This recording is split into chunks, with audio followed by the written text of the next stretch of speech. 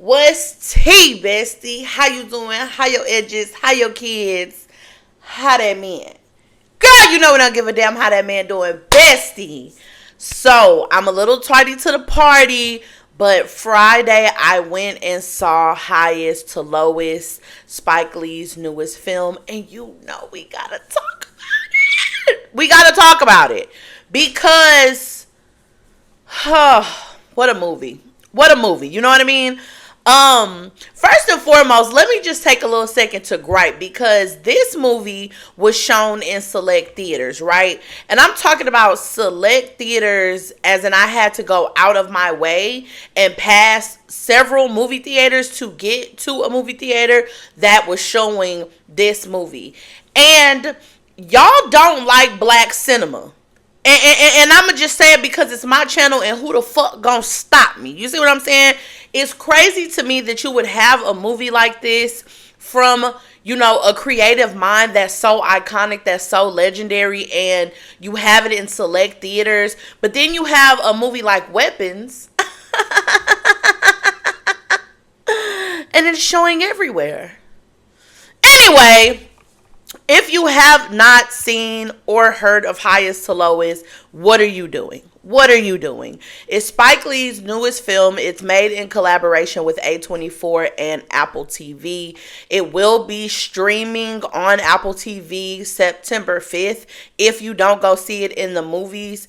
But you know what I mean? If you part of the community, you need to be a part of the community. That's all I'm saying. So Highest to Lowest is actually a fusion of a 1963 film called High and Low. It is a Japanese film. It streams on HBO and it has about a 2 hour and 38 minute runtime. It is fully in subtitles, but I would say if you are a lover of film, definitely give it a watch. It was really interesting to see how similar the storylines were to one another. It also has incorporations of a novel by Ed McBain titled King's Ransom. Now, Highest to Lowest, Denzel Washington plays a music mogul named David King. He is praised as having some of the best ears in the industry. And though he is praised for having an ear for talent, unfortunately, the business that he built out of the love of the craft is bleeding under the shift of the weight of the industry, as far as it pertains to AI algorithms and streaming. In the movie, David has an ace boogie who is also his chauffeur. He's an ex-con,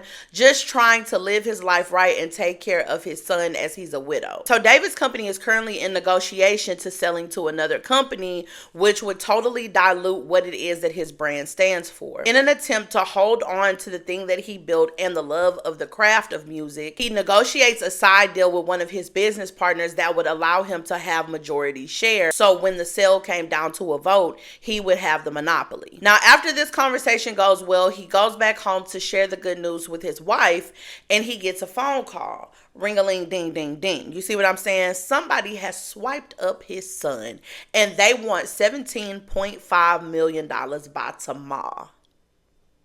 I'm going to go ahead and give you a spoiler warning, bestie. You can go ahead and skip this segment and go down to the rating or whatever part that you want to see because we're about to get into the nitty gritty. Now, here's where the real tea get on and popping. Because you see, when David finds out that it wasn't his son that was stolen, now all of a sudden, the urgency and the need and the willingness to spend the $17.5 million to get the son back, it changes. Now David is conflicted. Now David isn't really sure if he wants to spend the $17.5 million to get his ace boogie, his homeboy, his brother. You see what I'm saying? He don't know if he want to, mind you, Tyler is his godson. He refers to him as his godson in the beginning of the movie. And I'm talking about my brother is seriously negotiating if he's going to sacrifice someone's life to hold on to this money. There's a part where he's sitting in the lobby talking to Patrick, his business partner, and his business partner is telling him like,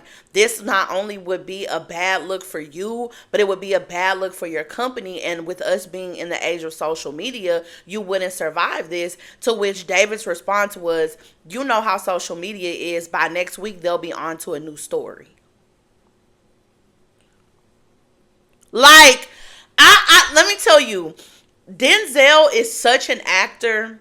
He's such an artist at his craft that he has this unique ability to really make you believe he is this character. And I love when an actor gets into a bag like that. There's so many actors that have perfected this craft that humble themselves in a way where it doesn't feel like an actor playing a role. It feels like this is the person. And anytime Denzel Levante Washington makes me not like him in a film, it is hard for me to watch. I just love him so much. I don't want to ever not like him. But the man is good at his craft and he sells the story. Now, of course, I'm not going to tell you if he paid the ransom or not, girl. You got to watch the movie for that. But I will tell you that we find out that the kidnapper is ASAP LaDante Rocky, aka Young Felon. Now, here's the thing about Young Felon, though. See, Young Felon has kind of formed a really serious parasocial relationship with David King. And he feels some kind of way because when he was in prison, he held on to him like this beacon or guiding light to keep his faith and get through his sentence. So when he got out and the real world hit and he saw that he wasn't going to be able to get next to David and they weren't going to make music together and build this empire the way that he thought he would, he began to get upset with David. And he says things to him like, "You not a god no more, I am." And throughout the film, he makes several little subtle references that really shows how much he actually idolizes David. Now, it's Spike Lee. So cinematically, this movie is beautiful. We see that iconic double dolly shot that he does. This movie felt like a love letter not only to New York, but to music as well. And it weaves together how New York is kind of the mecca of music in this really beautiful and poetic way, and music is used as the bloodline throughout the entire film. Obviously, when it comes to the performances, there's not really much to talk about here. We have Denzel Washington, we have Jeffrey Wright, we have some heavy hitters, so we already knew what to expect as far as performances go. The things that really cut through the most for me in this film weren't the cinematography and the performances. Even though I went into the movie blind, I fully expected to be dazzled by those things. It was the messages for me. It was the really interesting look at parasocial relationships and how someone can literally become to idolize someone into a point of sheer obsession and never meet them whatsoever. Young Felon truly saw David as a god, as a savior, because of the way that he attached himself to him in a time of need and trauma. So much so that when he got out of prison, his obsession literally went past David. He started following David's son. He started following David's wife just so he can see where he would be, where he ate at, where he laid his head. All of these things, and he truly saw nothing wrong with it. He felt like he was owed David's time. The other thing that really sat with me the most, and everybody in the theater, because we all reacted the same way, was the way that David shifted when he noticed that it wasn't his son, but it was Paul's son.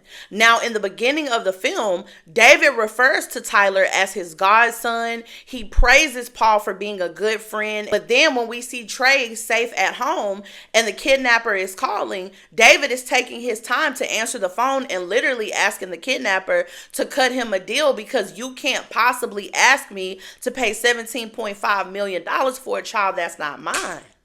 And David isn't the only person who there's a shift in compassion, because from the very moment that the police officers are introduced to Paul, they automatically treat him so different from the way that they treat David. Like, it is a stark contrast where you see money and privilege gives you certain access that poverty and checkered past do not. And this difference didn't just impact the men, but their children too. But just seeing this conditional compassion that David had for Paul, it was truly stunning, because to me, it begs the question of a person's compassion. And are you truly a compassionate person because you have a heart that's built to be compassionate?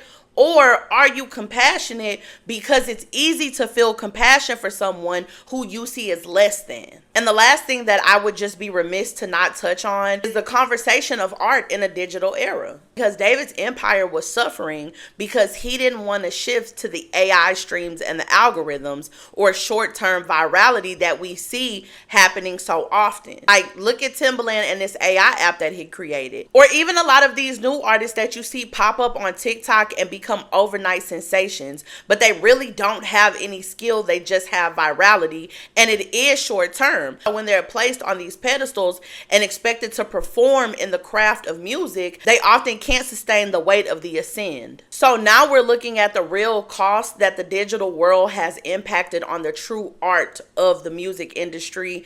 And I really feel like that surpasses just music, and it kind of touches on artistry altogether. But I feel like where that weight is felt the most is in the music industry. Overall, this isn't just another Spike Lee hit. This is probably one of his sharpest works in years, because you get this beautiful blend of the urgency of a thriller but with this layered richness of a parable, and I really enjoyed that. Obviously, I have to give y'all my diamond cut rating because that's what the fuck we do here. And if I'm being honest, to me, this movie was flawless in quality, and I'm not arguing about that. You can quite literally argue with your grandmother.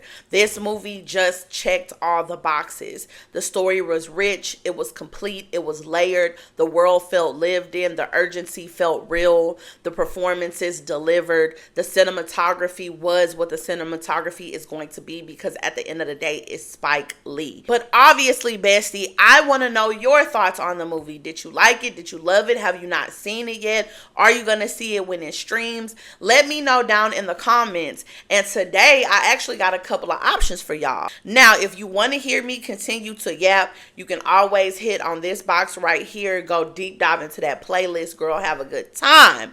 But if you're not done with all of the goodness of Highest to Lowest, me and my girl Kim started a podcast called Your Real Friends, and we do a very intimate deep dive of some of the themes that we were able to see in this movie. I'm going to link it at the bottom in the description so you can go ahead and mosey on down to Podcast Town. You see what I'm saying?